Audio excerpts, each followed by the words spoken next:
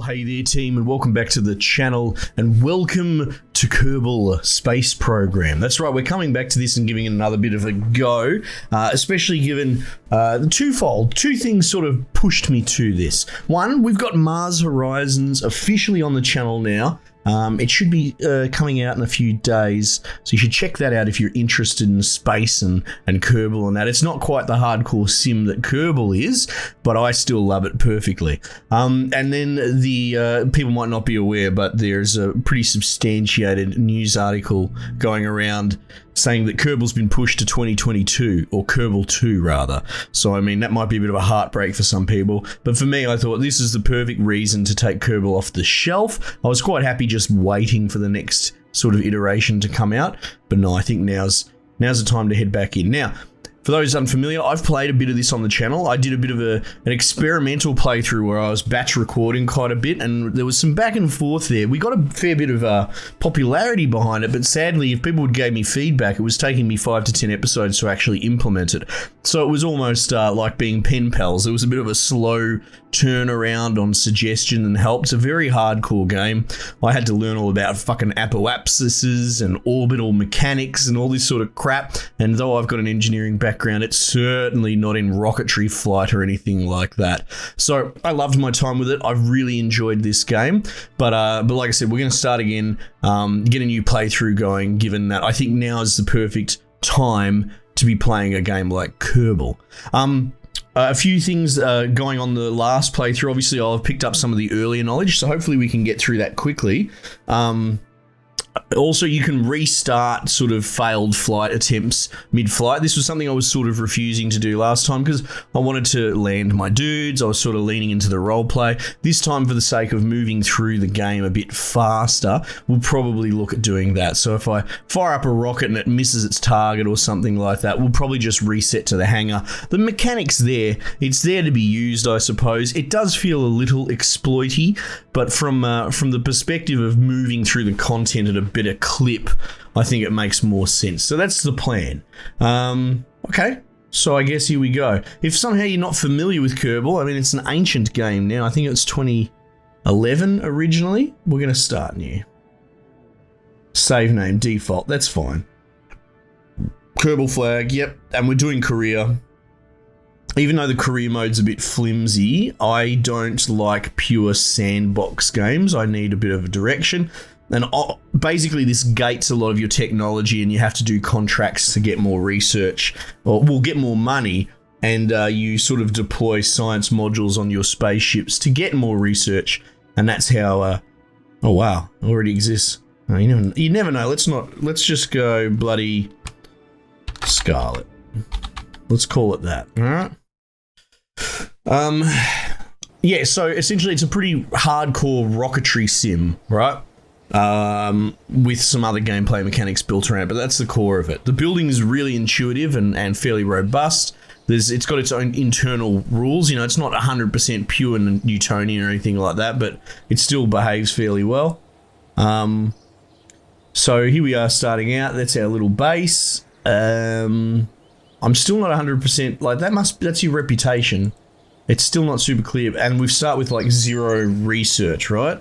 So if I were to go to the R&D, yeah, look, we can't afford any of this basic rocketry shit, which we kind of do want. Oh man, this is exciting to be starting and knowing a bit this time. Okay, so we'll probably go to the where's mission control? There it is. Okay, cool. Gather scientific data from Kerbal. We'll launch our first vessel. That sounds pretty bloody straightforward. Prestige trivial. Achieve goal incomplete. Launch your first vessel off of a launch pad or the runway to achieve this goal. Oh, we can do that. That's straightforward. Let's get the ball rolling. So we're going to go into the VAB, right? The assembly bay. Vehicle assembly bay. But there's also one for like runways, right? But this is sort of straight up takeoff. Okay, now I thought I did have DLC for like the probes and all that. Maybe you have to research it. But you have to be doing manned flights from the very beginning, which I'm not necessarily against. All right, so there's our little pod, little module. Oh man, it's good to be playing this again. So what we're going to do is we'll put a bloody a balloon thing on it. Parachute, here we go. Put a parachute on it. And the parachute generally has quick releases set up automatically. We're going to need a rocket. Those solid boosters are designed to give you just a non-variable burst of thrust. It's particularly helpful for trying to get your thrust to weight ratio up in the lower area where gravity's effect is more significant. You've got more because you've got more weight because you've got more fuel in your ship, so it's the most critical point, and you've got to overcome that wind resistance from a standing start. That's the way I understand it. So using boosters, the main reason to do that is to just punch up to speed faster, because burning over say 10 seconds is way more arduous and fuel consuming than say doing it over 2 seconds and getting up to that same speed. So that's sort of the main core function of a booster as I understand it. They're cheap as buggery, look, $200. So they're designed to be basically disposable. We don't have couplings. Interesting. Okay. We probably don't have a liquid fuel thing either. That's okay, we'll just pop that there like so. And then we've got a bloody parachute.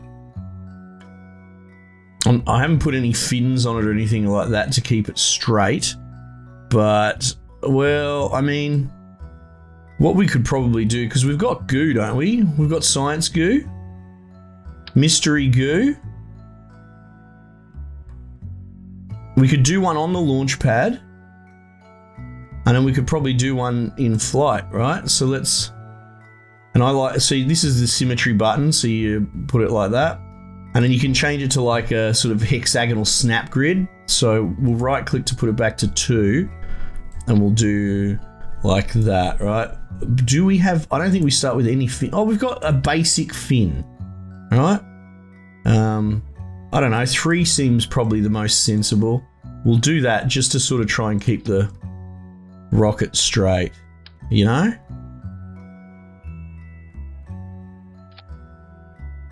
Oh, look at that. How good is that? I'm a little untitled spacecraft. And I had a whole naming convention. I don't know. Let's just call it Seeker 1. There you go. All right. So that should work fairly straightforward. And then you have your staging process. We're going to separate these out into different stages. How do you do that again? You add one here. Cool. And it's all done with spacebar. So we hit spacebar, that fires the rocket. And it's a fire and forget. Cool, and we hit spacebar to fire the bloody parachute. That's it, that's all we're gonna need. But we wanna do a crew report, and we're gonna wanna do some goo to get some science. And I think, there's a way to pull up the mission objective here somewhere. Here we go. Launch our first vessel. Launch your first vessel off the launch pad or the runway to achieve a goal. So pretty attainable stuff. So we're gonna go launch. Man, it's good to be playing this. And bear in mind, for those of you that probably were with me for the previous season or whatever, there's a bunch of people that haven't seen this. And while I'm no expert, I think I never played Kerbal for a long time because I found it intimidating as fuck. So I'm sure there might be people watching that find it that way as well. So I'm just sort of semi-tutorializing the beginning bit to show people that even a dickhead plank of wood like me can get into this and figure it out. And if I can, then there's no excuse for them. Okay, cool. Now, do we have this, is it SAS? SAS, Stability Assist. That's the pilot thing, isn't it? Little Jebediah? Yeah, right. Okay. Does he have it unlocked automatically, or does he have to level up? I can't remember. Okay, regardless. We'll do a crew report, so you just right-click on here, and then, where is it? Transfer crew, that's not it. Crew report. Yep, crew report from Launchpad. It's all about the location, all right? So we're going to go, oh, transmit data for 100% science. Recovery. Oh, let's just transmit it. Fuck it. Then I'll be able to do a crew report when we're up in the sky. I'm going to do the same thing for one of the mystery goos. I'm going to observe the goo. Recovery +3 science. The goo doesn't seem to be doing much from the launch pad. Okay. Transmit? No. We're going to keep the experiment. But we have to recover it to be able to. So let's not crash, eh? All right. So we're going to launch. I'm going to do the goo and I'll do another cabin report while we're in the sky. That said, we're not going to get very far. Observe goo. Goo jiggles and wobbles. Crew report. Yeah, I will, because we already transmitted the existing. Look, we got slightly more. While flying over Kerbal shores, right? Keep experiment. There we go. And look at that, we've stayed bloody straight on. Jeez, look how fucking high we got. It's because we weigh nothing. Oh, look, there's the Kerbal moon. I think people call it Mun. I think the developers just said it's moon, even though it's spelt Mun. Now this should be interesting if we go nose in here. Let's speed up. Here we go. Yeah, right. We'll turn off the stability assist and just let it do its thing. And I guess we can pop our parachute now, right? It won't necessarily take until 1,000 meters, if it's ever going to take. Oh god. Geez, that feels like the last second, but I could be wrong. It's been a while since I played. Well, it might explode when it hits the ground. Oh! If we landed here, it would have rolled and we'd just die. Okay, cool. So you can go up here and you can go recover vessel. But we have like no tech and no equipment, so you just got to work with what you got. So there's all the science that we've got. 26 science, very cool, but it's not repeatable. So if I did a crew report from the launch pad, I think it will have diminishing returns. Or does it have no returns? I'm not clear. But my point is, you have to come up with new and interesting ways to get science. So we're going to go to the science place. R&D. 26. And they're 5 each. There we go. So that's liquid fuel, which we probably want. What's this? Decouplers and more instrumentation. Definitely want that. What about this? 20. Cannot afford. 18. Oh, 15. We can afford this. So heat shields, barometers, some more instrumentation, landing struts. Oh, my favorite sort of stuff. So we'll take that. But you can see it's getting expensive. 45, and the tree has a bit to go. All right, so that's the basic loop explained in, 10, 15 minutes? I think we're doing all right. You got to watch your funds, because I'm terrible with that. Oh, there's the runway. Okay. There's the space plane hangar, which I've never used, and I'm not in a hurry to use. Where's mission control? Over here. You can also upgrade all the buildings as well. Orbit Kerbal. I mean, how far off are we from doing that? Because I was coming up with my own sort of system. You can only have 2 contracts at once. Escape the atmosphere.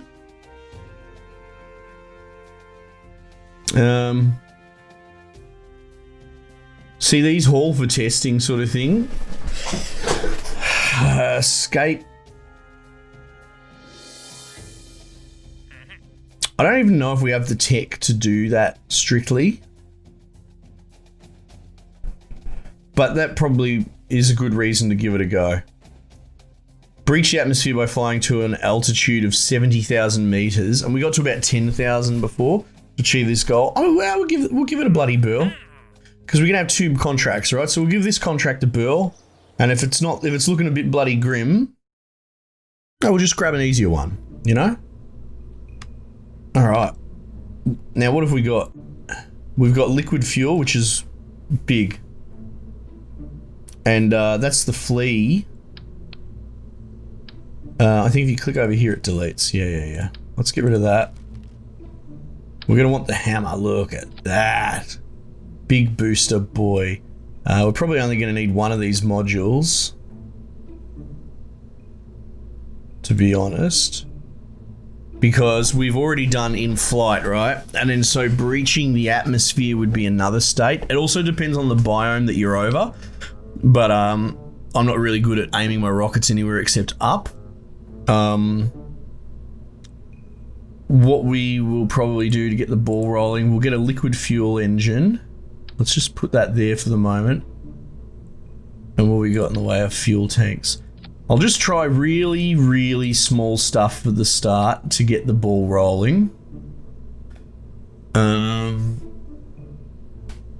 then we can have a coupler there so that we can decouple the booster, right? Okay. You got to bear in mind, it's been a while since I played this. I was never an expert, so I'm probably a bit rusty. Service bay, no, we're good. We'll probably put some fins on it, some little landing gear. Like if we can recover the... I like the idea of trying to recover the liquid fuel engine, because if you have a look at the booster's worth $400. The liquid fuel engine's $1,200. You know, so like waste not, want not. Heat shield probably going to make sense here. So if we disconnect that, no, because it shouldn't be going nose in. There we go. Well, that's if we're going to just recover it like that.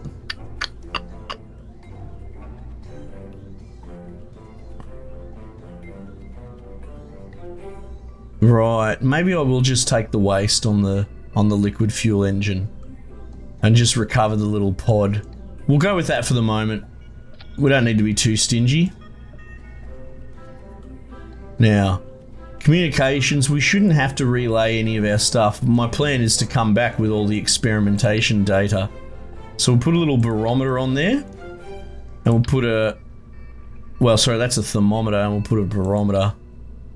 So we can take all that in.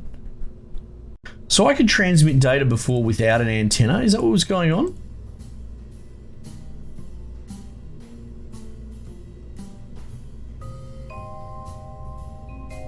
Huh.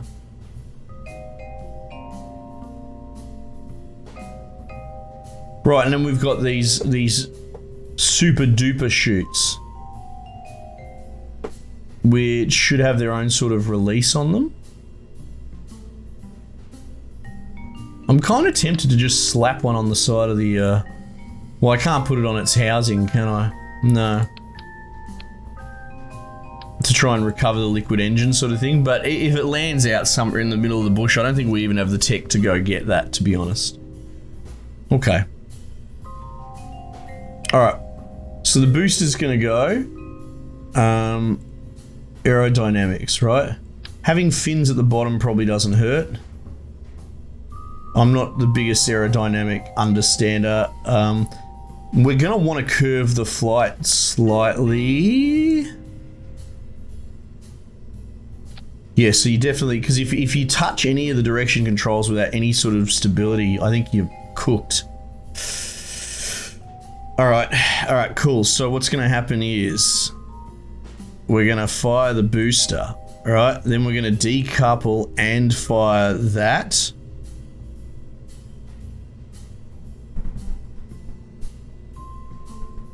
So we should plug another decouple in.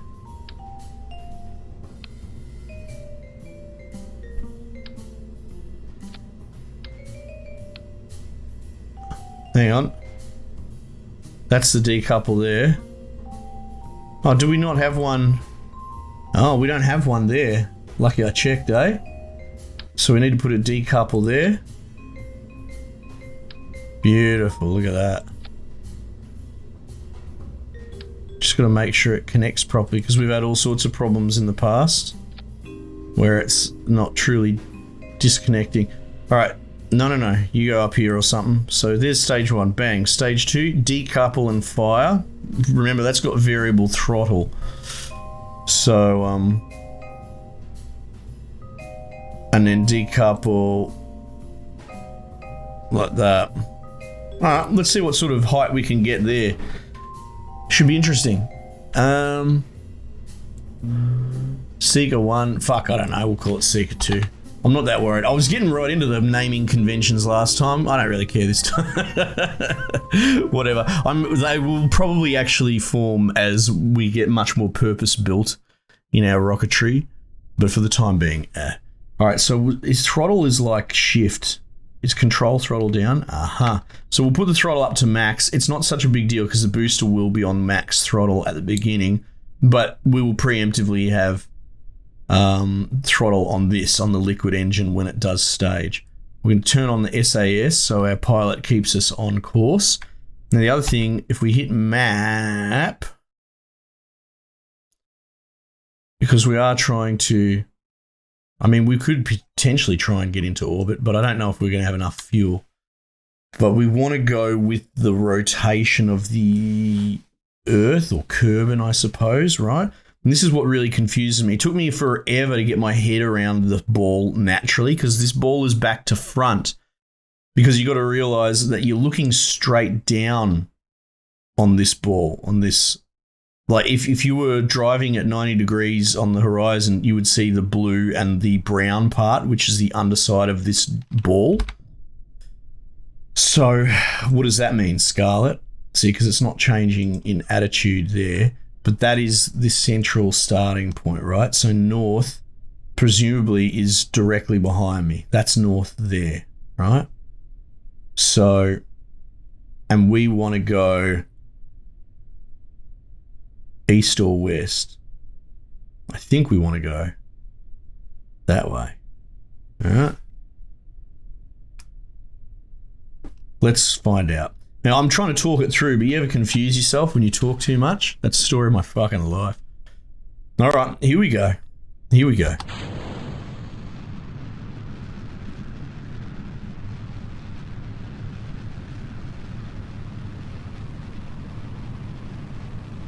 All right, so we're just really gently pushing it over. Nice and gentle. Nice and gentle. Fuel's nearly out. And stage. Uh-oh. Oh, shit. Shit. No. Well, at least we ran out of fuel. Fuck it. Let's go. Momentum. Let's go, baby. How we go? 13,000, 14,000. Not bad.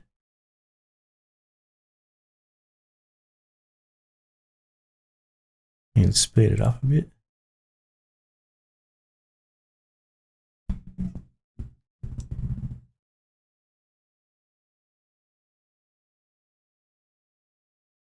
Coming back down now.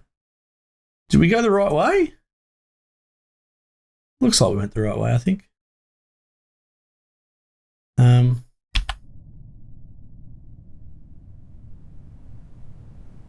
Oh, fuck, I didn't do any of my tests. Well, I guess we didn't get out there. I'll stage me parachute. Here we go. Log pressure data. Keep experiment. Here we go. Log temperature. Keep experiment. That wasn't a terrible disaster. So, I mean, I can jump into. You can see here. There's your apoapsis, and that's where we are. But if we, for example, still had a rocket, yeah, look, it's slowing. But you could power up the rocket forward and backward to try and climb towards the top, right? And if you could get to the point where you're at the top, and then you turn on the thrust at like right angles at the top, you can lengthen the circle and you can push it out all the way around until it's an orbiting circle. And then if you cut thrust, that's it. You'll be in orbit now, as I understand it. But we definitely need a lot more fucking oomph. We needed way more bloody go. Okay, cool.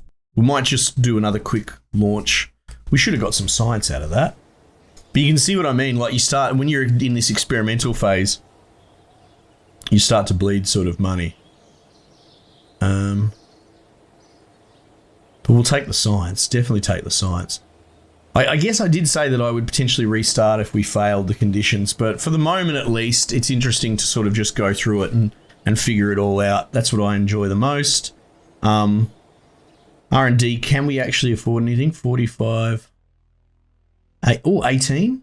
18. So we can get better stability, which would be handy, I suppose.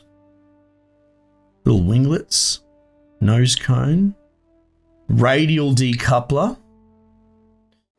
Very good. So the way that I see it is that the booster serves, in my opinion, to hit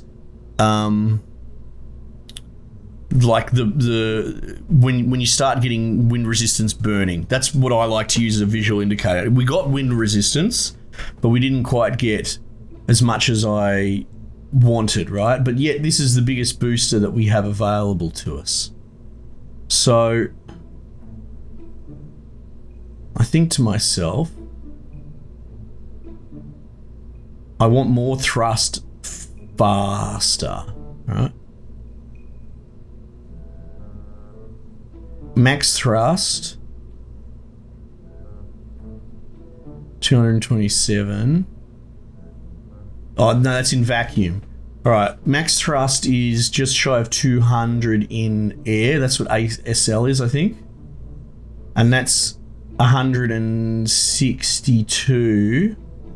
Wow, so it's actually quite close. It's just that this is only going to last for however long. It's got way less fuel. So what I'm actually tempted to do on the back of that, you know, for science, we're going to ditch this. We're going to ditch... Is there a scenario where I can attach two? Maybe if I use a... Oh, you know what? No. If I were to stick them on the sides of... Hang on. We need to get rid of the housing for that. Yeah. Okay, so what if I did something fucking strange like this, right?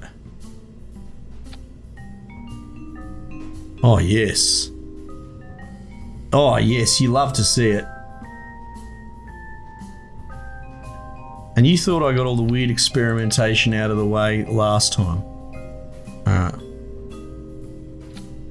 Alright, so we'll put a radial, or whatever the fuck decoupler that is.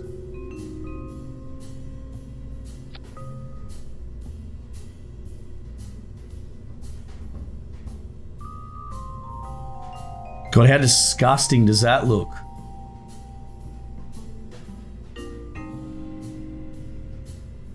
Now, I guess the problem is that I sort of want to drift that way. How do I rotate again? Rotate.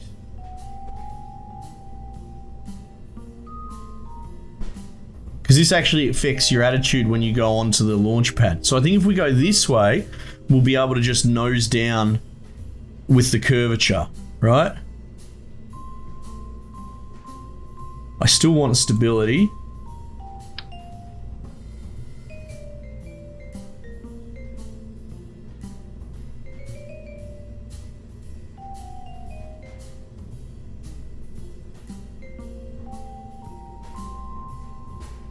Oh, it doesn't like that.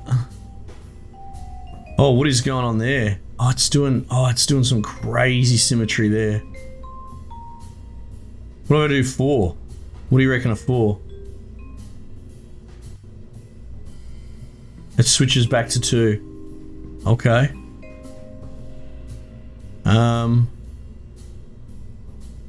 Fuck. Okay, let's do that.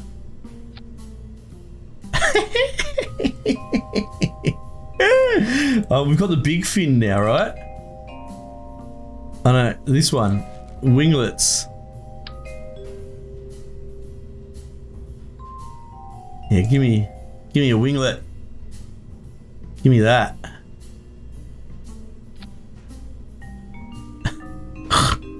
That's disgusting. Yeah, well, let's... Oh. Perfect, right? You know what, we'll delete that. I'll just put a little baby one on it. You said you can't have fun. Alright. So what's going to happen here is we're going to go double boost. Yes, correct. Then we're going to decouple. Alright. then we're going to have you go, and then we're going to decouple. Cool beans. Seeker 2A. All right. Save. Launch. Because like I said, in my mind, I want to hit the burning air resistance as soon as possible. You want to do as little work over time as possible, more work in a short amount of time. All right. Are we facing the correct direction? Hard to tell. We'll give it a go though. Jesus, I don't like that clipping that's going on there. Okay. We shouldn't necessarily have to... I'll start at 0 throttle, because the theory is to use that to get you onto course, sort of thing. We're probably going to need... because there's different levels of atmosphere as well, so to be honest, we'll probably have to add more booster sections to get through the different areas. But for the moment, I'm just focused on that first section. Oh, fuck, here we go. Ooh, that is not very stable. Oh, yeah, sort of. I haven't touched anything to steer just yet. And that didn't get us anywhere near what I wanted. It's interesting. Why hasn't that, Oh, I've got them on a separate,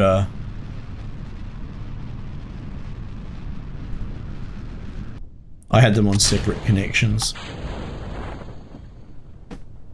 That's all right. Practice will make perfect. Cool. And then just for the sake of showing it off, this is what we were saying. You can go Space Center. Is this how it works? Game cannot be saved at this point. Are you sure you wish to proceed? All right. Yeah, okay, cool. So yeah, we could do that to sort of skip some of the messing around rigmarole. Now I know that was a silly sort of experiment, but it sort of helps me get my head around it as well.